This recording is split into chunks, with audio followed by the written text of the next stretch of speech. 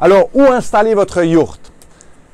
Installez-la où vous voulez, en fait. Il n'y a pas d'ancrage nécessaire. Elle ne va pas laisser de traces. Une simple plateforme fera l'affaire, qui est recommandée surtout en climat humide.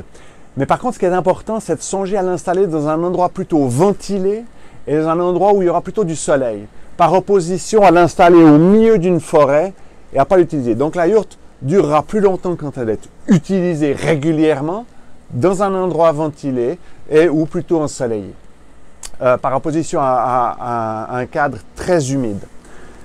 Les types d'utilisation. Alors, ce qui me fait très plaisir, c'est que depuis 20 ans et plus qu'on vend des yurts, maintenant à peu près la moitié de nos clients vivent dans leur yurte à l'année. Et ça, je trouve ça magnifique parce qu'ils ont vraiment décidé de simplifier et ils vivent. Et en général, ils vivent très heureux. Ça leur prend 4 saisons pour vraiment comprendre la dynamique et puis ensuite, vous pouvez vous consacrer à ce qui est important.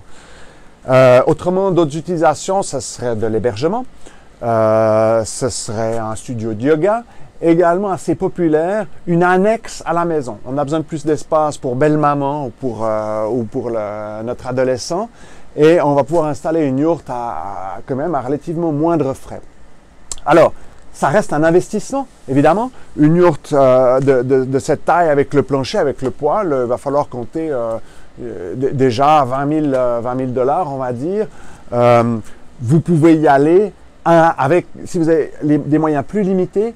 Il y a plusieurs options, le plancher, il y a certaines options qu'on va pouvoir vous montrer et que vous allez pouvoir faire vous-même pour réduire le coût.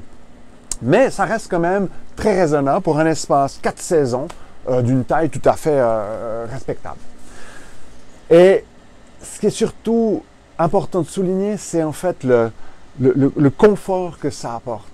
Avec une yourte, vous n'êtes pas lié à une hypothèque, vous n'êtes pas lié à une fondation solide.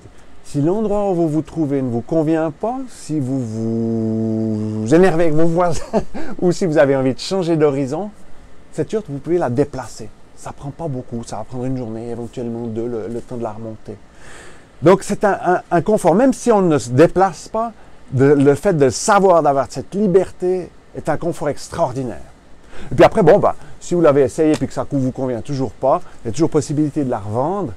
Nos yurts en particulier ont une très bonne valeur de revente. Il est facile de changer une pièce ou une autre, par exemple la toile, pour lui donner un aspect de neuf.